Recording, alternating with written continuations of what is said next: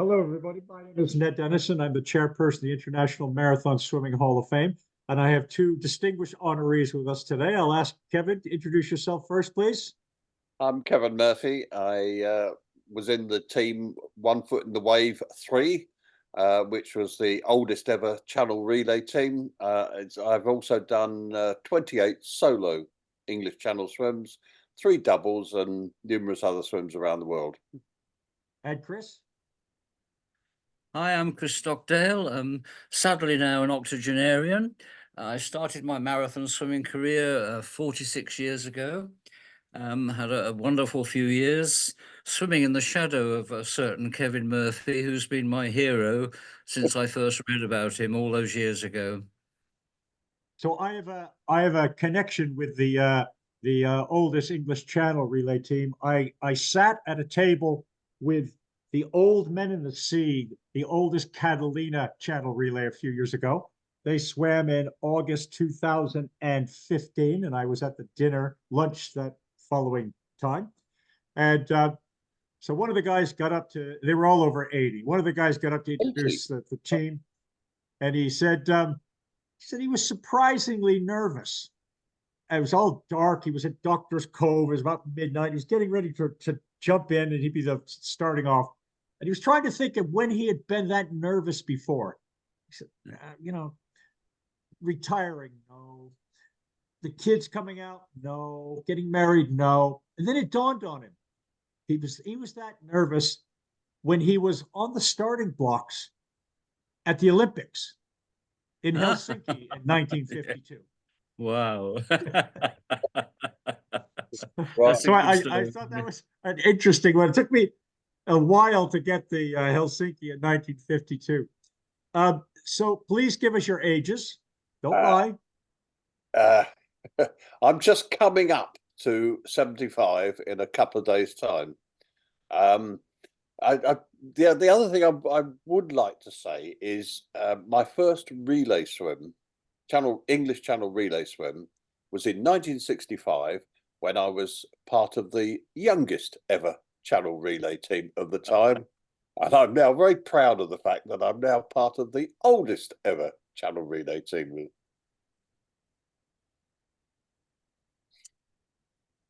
And Chris, your age? I've just passed 80, Ned. I was 80 on December the 1st, and thankfully, and touch wood, still well. But I owe a tremendous debt to Kevin because he invited me rather late to join this team. One of the other members, unfortunately, had to drop out. I don't know why he didn't ring me to start with. I mean, I can't quite grasp that, but there we are. That's what happened.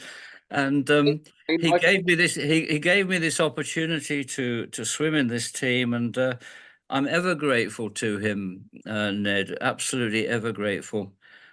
Please don't tell him when you ask your next question that I haven't swum 10K since 2019. So don't mention that to him, whatever you do. Kevin, when was your last proper marathon solo, Kevin? My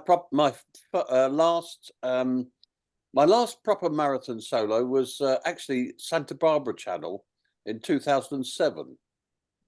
Oddly enough, the last time I did the English Channel solo was in 2006. Okay. And what shape is the chassis in? Start with you, Chris. You've had some wear and tear over the years. It's not a new car now. Bit of rust we can see on the screen. What's the condition of the chassis?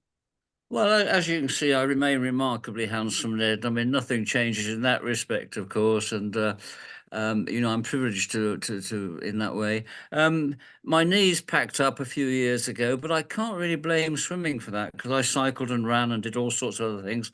So I had 2 new knee replacements 2 years ago, which have been a great success.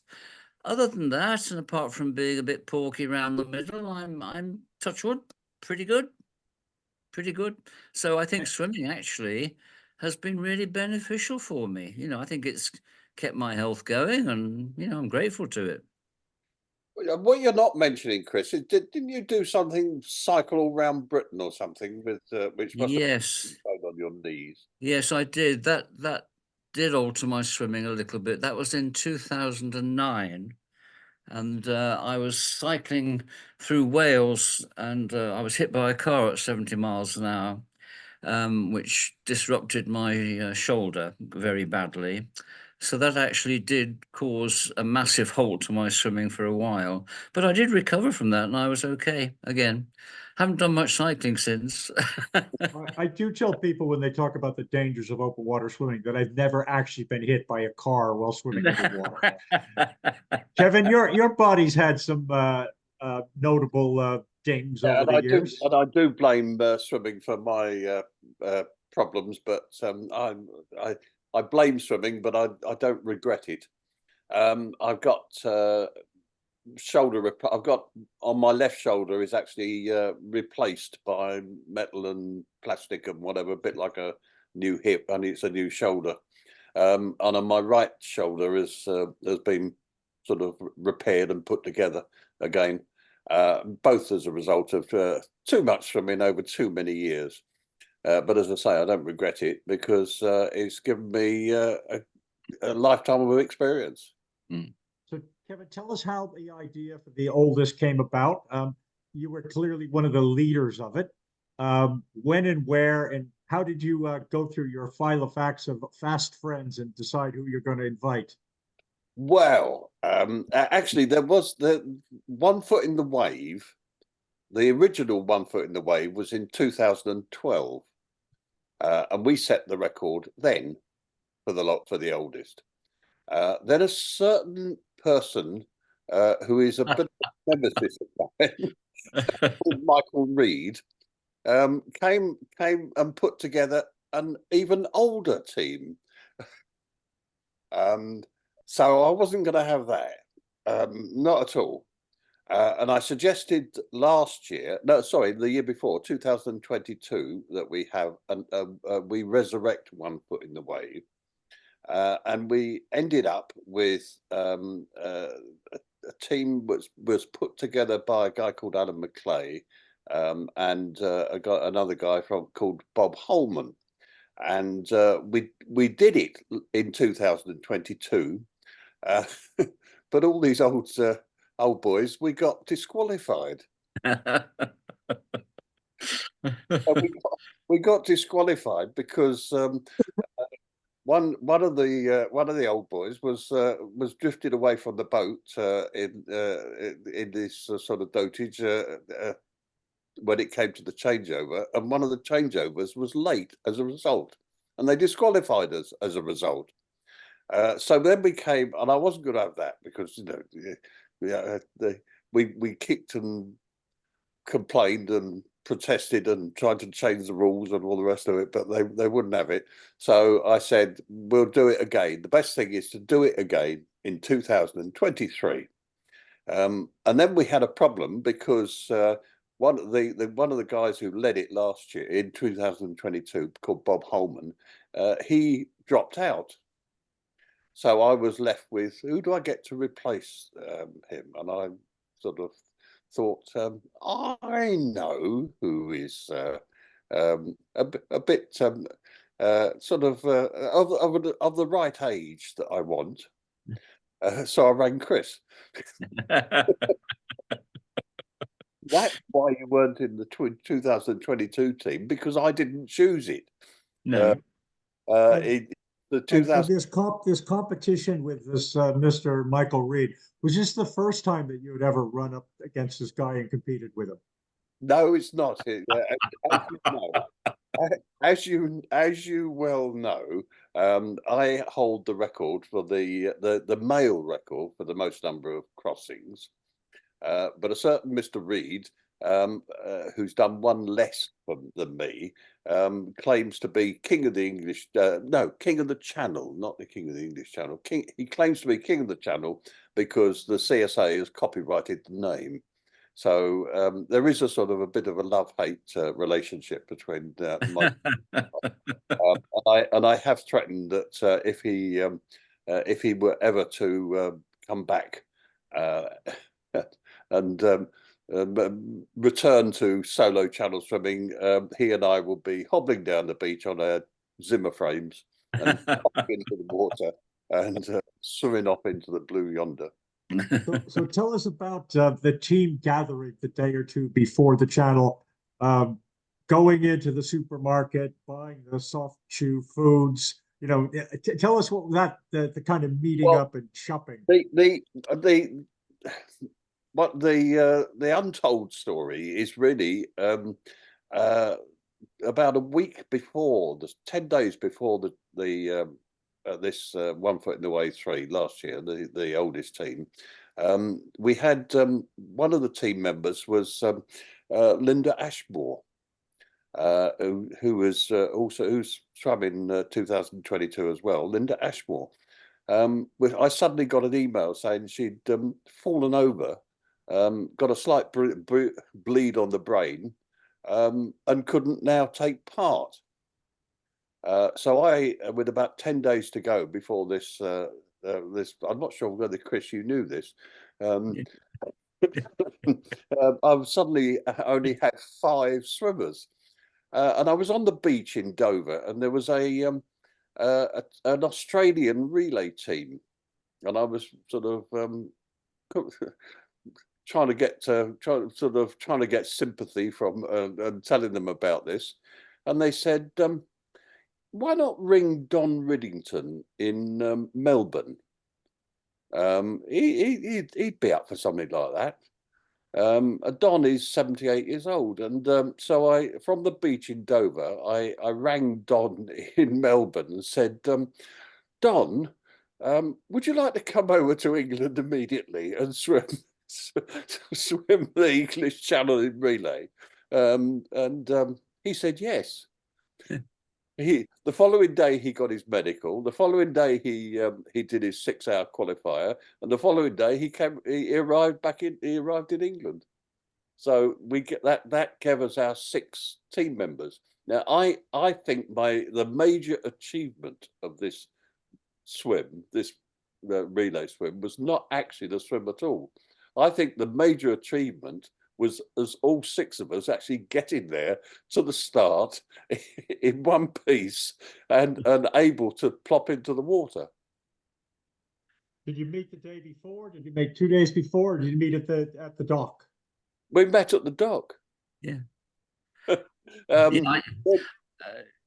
I hadn't met anyone, Ed, except Kevin, prior to this relay, until 1 o'clock in the morning down on the dock.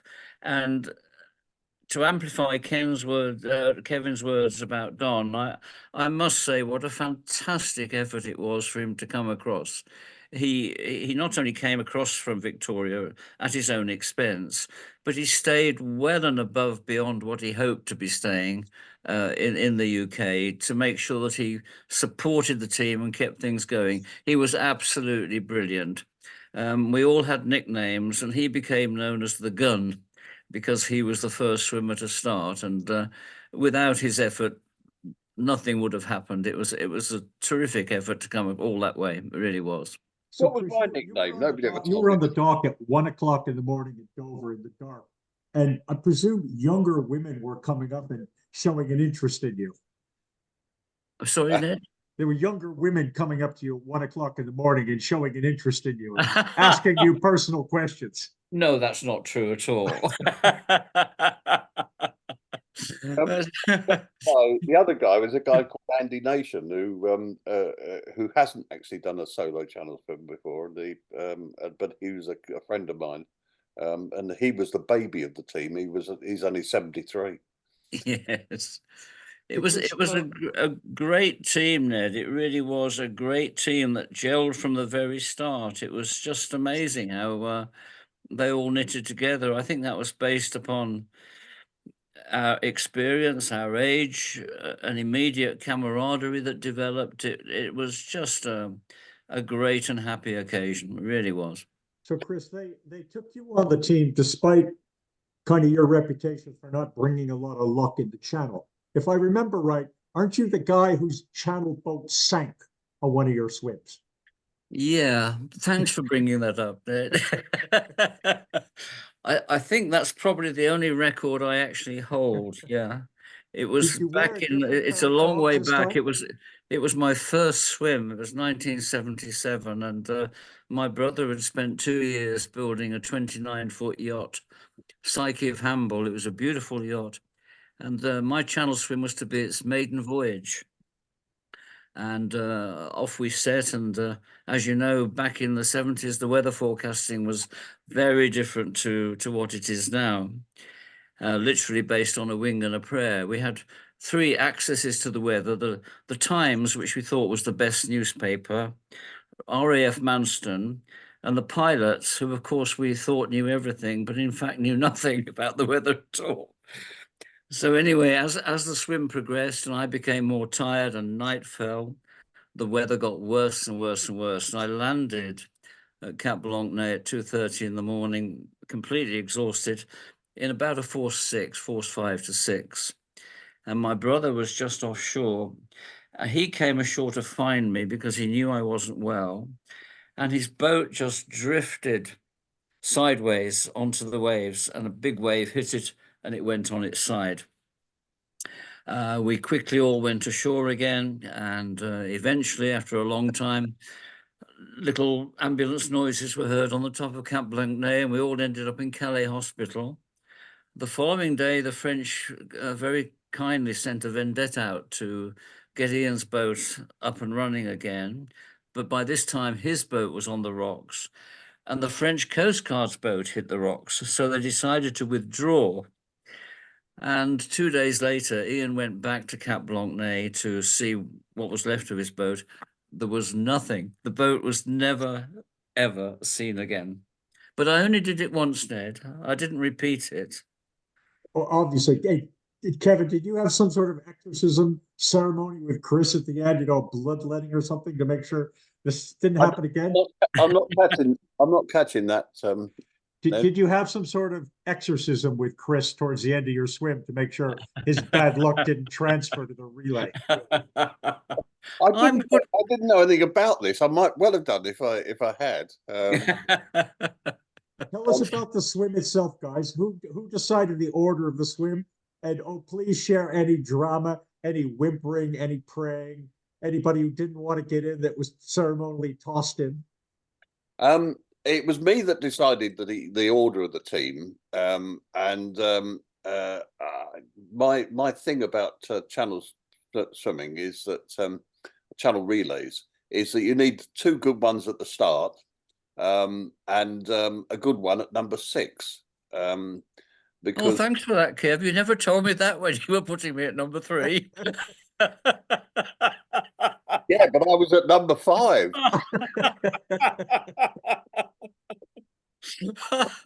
All right, I think we'll terminate the interview now, Mr. Dennison.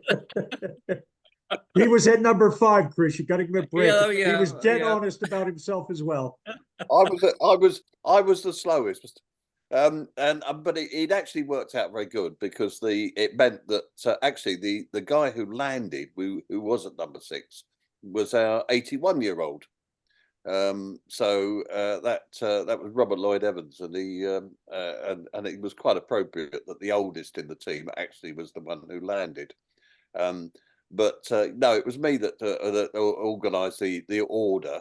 One of the reasons I think, Chris, you were at number 3 was because you'd been telling me how you hadn't trained, you didn't know anything, you hadn't been in the water for ages, you had no idea whether you'd be all right. I'd be all right for you, Kev. Can I tell you, Ned, about Robert Lloyd Evans? Robert Lloyd Evans is 81 years old. He's a little fella. And when we set off from the docks, and left the harbour, there was a big swell. And by the time we got to Shakespeare Beach, everyone on board was either being sick or felt sick, except for Robert Lloyd Evans, who sat there with his dry robe on and his hands folded in front of him and his hood down, just looking ahead. It didn't say a word. And he didn't say a word for the next 5 hours until he got in and did his swim. And he was a really interesting chap. But on this whole journey, he probably said no more than 20 words. You know, he was very reserved. And I thought when I got back, I've got to look up Robert Lloyd Evans. Who is Robert Lloyd Evans, 81? Well, the answer is that Robert Lloyd Evans was a PhD, first from Cambridge in maths and chemistry. He is still a stunt pilot with his own aeroplane. His father was a fighter World War One and Two ace, having downed 12 enemy planes, let's say. He's a champion breaststroke swimmer. He's the author of 4 books. He is just about to publish a thesis on why the Big Bang Theory of the universe is absolute rubbish. So this little chap who barely said anything is a mental powerhouse, you know, a really fantastic guy. And it just shows, Ned, never judge a book by the cover, you know. And he swam really well, really well. Did you all swim in together? Pardon? Did you all swim the last leg together? No, it was very No. dark, and it was a bit sort of hairy, to be honest. The what happened was that I was in as number 5, and the changeover was going to be as I was just approaching the beach, and they put Robert Lloyd Evans in behind me because the boats stood off from the beach and before the changeover. They put Robert Lloyd Evans in behind me to swim behind me. But then he and I lost contact with each other. And I had no idea that I knew the time was up, but I had no idea where he was. Fortunately, he'd heard the ship's horn and did overtake me, and he landed. But I think he landed about 300 meters further along the beach from me. So I couldn't see him. He couldn't see me. We didn't know where we were. The boat was quite a way offshore because it was quite shallow. So in hopes that one of us had actually landed and recorded the time, I set off back to the boat. Got back to the boat to find that they were still looking to see where Robert Lloyd Evans had gone. I'll carry on this story, Kev, because I was on board. The first thing to say, Ned, is that this swim was duly completed in proper fashion. Simon had Robert in his sights all the way to the beach, with the little flashing red lights on the back of his head and everything. We'd lost temporary sight of Kevin, but we did see the odd green light, so we knew he was around. And Robert arrived and waved his arms and everything, and then the hooter went for him to come back. Now, being a very sensible chap, he decided that on his return to the boat, he would do breaststroke and keep the boat in sight all the time. But of course, by doing breaststroke, he turned his little red twinkling lights on the back of his hat towards France and arched his back so that we couldn't see the light on his trunks. So Robert effectively disappeared from view for about 3 or 4 minutes. Kevin, meanwhile, had come back. So there was some due panic, but eventually, to our relief and gratitude, his smiling face reappeared from the gloom and all was well. But there were a few nervous moments there, wondering where he was, but he was absolutely fine, just plodding away with his breaststroke on his return. So it was a very, very dark finish. I mean, when you approach the French coast and you're not near Sangatte or Calais or anywhere like that, it's pitch black, absolutely pitch black. And there was no chance whatsoever of us all going in together. It would have been very risky to have turfed 6 80-year-olds into the dark and gloom at that time in the morning. But I'll never forget seeing Robert coming out of the darkness, head up, just doing this, smiling and happy and everything. And we were so pleased to see him. So It's so dark, you know, that as I was heading into the beach, I think actually at one point I turned parallel with the beach because I couldn't see it. I had no idea where I was, and it was what I sort of gave me the orientation in the end was I could hear the waves. I couldn't see the beach or the waves. I could just hear them. I hasten to add, we weren't worried at all about Kevin, only about Robert. Well, Kevin, so Chris, you may or may not be aware. Oh, Kevin didn't know about your boat sinking episode. Yet one of Kevin's claims to fame is doing Gibraltar, completely being lost when he finished, was carving SOS into the sand.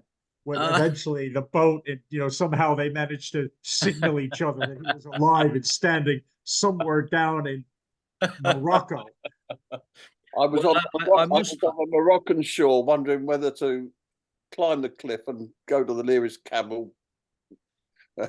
I must take my hat off, Ned, to our captain. Without Kev, this just wouldn't have happened. I can't tell you how much work he put into this, how many emails went back and forth. And of course, as he so rightly says, the odds of getting 6 guys on a boat at 1 o'clock in the morning, average age 77, fit to swim, in itself was an accomplishment. And the fact that we all did so well without any hiccups whatsoever, very disciplined, great camaraderie. It's all basically a credit to Kevin for all the hard work he put in. Now, Chris, I am a bit disappointed. Now, if you had your wits about you, you would have slipped £100 to the Observer, who would have muttered something about looks like it's another disqualification. We had a great observer, Ned, Martin Johnson. He was an excellent observer who, again, I'm really grateful to him because he was so thorough, and he was a brilliant chap. It was just a happy boat. Simon Ellis, our pilot, was great, and Maz Critchley was great, and it was just a happy place to be. And tell us about the return to Dover. Did you have a drink? Did you have a meal together? Our meal was on the way back. Simon prepared a great big casserole on the boat of chicken curry, which was absolutely delicious. And we all enjoyed that. We were all obviously delighted. And when we eventually got back, we gave each other big hugs and a few photographs and essentially trickled off into the night. Don, of course, was staying with Kevin, so Don stayed with us, and he's such a character, Ned. I mean, he was a wonderful character and a great asset to the team. But everybody was different, and everybody contributed in a different way, and it exemplified the very best of teamwork and camaraderie on a big swim. It was great. I had emphasised the zero tolerance on any bending of the rules. Yes. We had to go in on the second of 1 hour. Yeah. To be out very quickly. Yeah. We mustn't wander away from the boat. I didn't do that, Kev, did I? Well, only occasionally. So, Chris, I should say, you haven't asked really, and I should say was why. The 6 old men grasping at life. I think that I personally, and I think this went for a lot of other people, we had something to prove. Not to other people so much, but to ourselves. We had something to prove that we're not past it. We don't have to just sit on the settee and watch telly. We can still do, and I more than any proving it to anybody else, it's proving it to ourselves. You guys are also on my list of honor swimmers who've given a lot back to the sport. So let's start with you, Chris. I know you had quite a few years as a medical officer for the CSA, but you may well have other roles that I'm not aware of. Well, with the CSA, that was my main role for 20 years, and I thoroughly enjoyed that. I actually was responsible all those years ago in the 80s for starting medicals for swimmers, and it continued to amuse me for quite a number of years after that. That when I saw medical forms for different organisations all around the world, they were exact templates of the one that I'd done at the very start. So that made me feel quite pleased, and I enjoyed that. I became a bit of a stickler because I was aware of the dangers in the channel, and the effects on channel swimming on the elderly swimmer were a little bit airy-fairy. They weren't too well known. So I introduced things like chest x-rays and cardiographs, which were a little bit unpopular, but I think they were worthy. And later on, I liaised with Michelle Verroken at the anti-doping offices in London, and we started doing some dope testing. It wasn't terribly successful because the logistics of getting to a swimmer after a swim wasn't easy at all. So that never really got off the ground as I would like it to have done, but at least it was a start. The CSA And is then the only after, organization I'm aware of that does drug testing on these big solo swims. yeah, yeah. After 2020, and particularly after Ray Scott passed away, because I loved Ray Scott. He was my mentor, and Jerry Forsberg and all of those people were, well, you know how I feel about them, Ned, because we've spoken about them before. So things changed for me a little bit, and I turned to cycling for a while, and I cycled to Athens solo, and then I cycled around the UK solo, and swimming became a very important part of my life, but mixed with other things. Margaret, my dear wife, was a triathlete, an international triathlete. So I spent a lot of time supporting her, training her, looking after her. And as you know, the last year has been very difficult because she hasn't been quite so well. So swimming has drifted away in many respects, but I'm just so grateful, Ned, for this opportunity. I've told Kevin a thousand times how grateful I am to him because it's enabled me to effectively finish my career. If I will still swim, I will still swim and do little swims here and there, but probably not in the channel again because this could not be bettered. This is a wonderful Oh, I don't epic. know, Chris. There's somebody planning an older swim right now, and they're going to need your 80 plus pedigree soon I to couldn't do beat it. it. I couldn't do it to Kevin. I couldn't do it. Kevin did say, we were talking the other day, and he did say, of course, in 2 years' time, it'll be the 60th anniversary of his first channel swim. I mean, what a bloke, what a guy. And he did sort of mention a relay, and I thought, well, I might just say yes. And Kevin, your contributions to the sports? Sorry? Uh, Kevin, your non-swimming contributions. before we leave, Chris, how much have you raised for charity with your swims and cycling? Over the years, in excess of £300,000. I'm not quite sure, but a fair amount of money, and that was just done not through organisations or big committees. That was just done by me, writing letters and picking up the phone and doing that sort of thing. That was a great part of my life, So we're Kev. talking about $350,000 long before GoFundMe vehicles. Oh yeah, yeah, yeah. When I started fundraising, Ned, in 1977, the concept of asking someone for money for doing something was virtually unheard of. So when I first decided to swim the channel, I decided to suggest that people sponsored me a penny a mile. You see, and I mean, now everyone's asking for sponsorship for half marathons, this, that, the other, funding things, as you say, and just giving and all that sort of thing. And I had those sponsor sheets that you rolled off a big machine, and we filled in hundreds of these blinking sponsor sheets. And at the end, I had a team of friends. There were about 30 friends knocking on doors, collecting the pennies, pennies per mile from these sheets. We raised 17,000 quid in 1977. That was a pretty good effort then. And that was Pretty for good what? effort. But this is all for charity. Yeah. All for charity, yes. I'm very proud of the fact that in all the years, I took out no expenses, not one penny of expenses. I felt that if people were giving me money, there was no way that I could touch any of that money. So I always paid for my own swims and everything. And that was always a sine qua non with me. I never took any money out of the charity fund.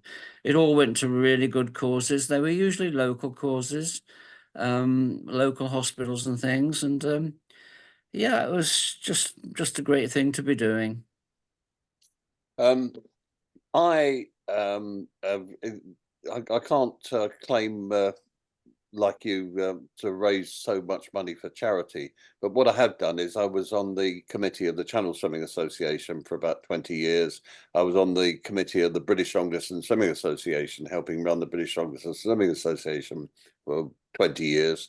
I've been secretary of the Channel Swimming and Piloting Federation for the past 12 years.